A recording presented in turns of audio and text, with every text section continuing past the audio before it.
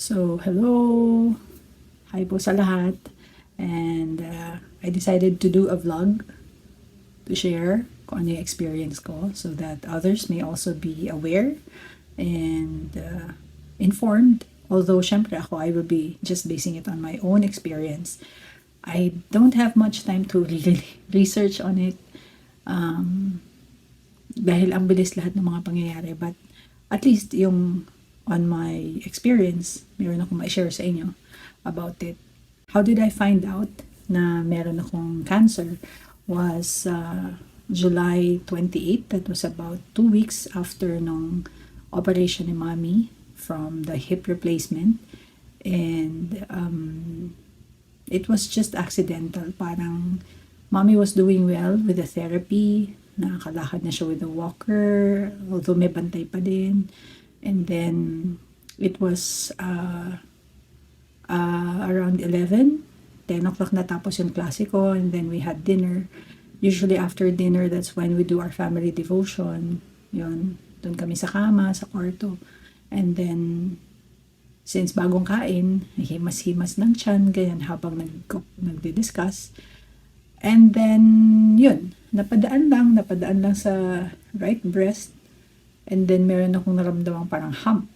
Okay, so, dinaanan ko ulit. Tapos, I compared it on the left side. So, ang naramdaman ko sa left is yung ribs. So, parang pahaba naman yung humps niya is parang pahaba. So, nothing similar to the one on the right. So, dinaanan ko ulit yung right. There was like parang a marble type na bilog on the left side of the nipple. So, di ko na ulit. Pinaramdam ko sa husband ko, kay Alex, damahin mo nga ito sandali. So, pinigil namin sandali yung devotion. And then, sabi ko parang may bukol. Tapos yun, no day naman niya, yeah, it seems meron nga. So, that night, we prayed about it. And then, immediately the next day, nag-decide kami to go to the OB. It was a blessing na the OB did not have clinic that day for regular clients, but for IVF patients niya. Pero yun, she said, sige, you can just come and we'll check. And yun, pagpunta namin dun, she did the test, and then immediately paghiga ko, nakita na niya agad eh. So she said, I think you would need to go through mammogram and sonography or ultrasound of the breast, which I did in 2016 kasi there was already a lump then on the left, pero it was not suspicious to be malignant. Kaya, and based on the mammogram and ultrasound of the left breast in 2016, it was just a cyst. So, pag cyst, it's either water or taba yung laman. So, it's not the tumor that we are wishing na hindi sana. So, okay yung 2016. And then, sabi niya ngayon, so you just go through hindi kasi ako sumusunod. Supposedly, it's already every year na dapat nagmamammogram and ultrasound, especially if you have any history in the family. Ang auntie ni daddy, and then yung half-sister ko, si Ate Ada, had breast cancer. Dad passed away from liver cancer. So, there's a history, although, according to the doctors and some researchers, 10% only of cancer cases are attributed to genetics. Other causes could be food, diet, things that we use in the house, the clothes that we wear. So, we have the different exposures. So, and I didn't want to claim it, syempre, di ba? Pero, at the time that she was already telling us that we need a biopsy and not yet the biopsy, the mammogram and sonogram, gusto ko agad-agad. So, nagbigay siya ng referral, but then, supposedly nandun pa yung radiologist na nirefer niya, pero instead of leaving at 5, she left daw at 2. So, hindi kami nakapagpa-check. I asked if we could go to another doctor or radiologist. Sabi niya, you wait for Dr. Michelle. So, we had to wait another week. So, yung isang linggong yun, I was already, syempre, overthinking konti, parang what if, mga ganyan-ganyan. And hindi ko na ulit kinapa. I did not dare touch it again. Tatanong sa akin, matigas ba, gumagalaw ba?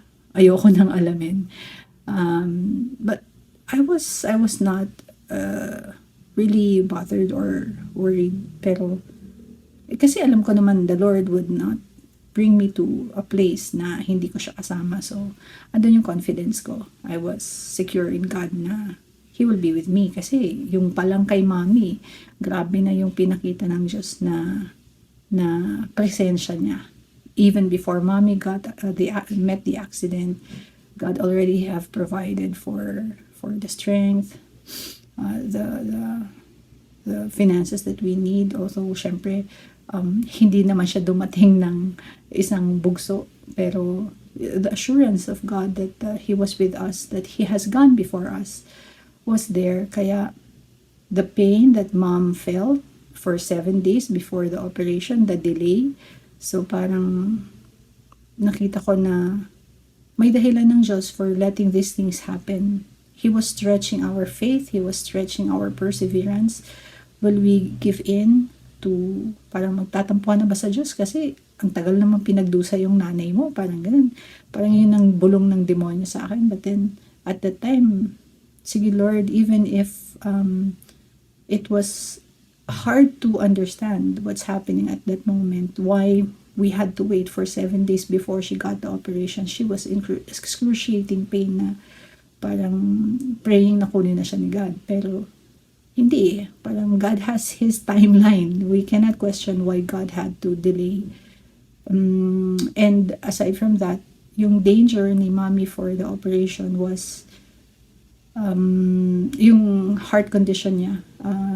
She had a low ejection fraction that could result to a heart attack or a stroke or whatever. Basta the cardio said there could be complications, pero babantayan siya. Yun lang ang sinabi ng doktor sa akin. So, andun yung feeling na it's really risky, but then yun lang, parang surrender lang kami kay God na it's all in your hands, God. Tapos nagkataon pa yung cardio niya is out of town on the day na nakaschedule yung operation. So parang yung trust mo sa doktor, we didn't know any of the doctors there, the surgeon and the anesthesiologist. We didn't know any of them. Noon na lang namin sila nakilala.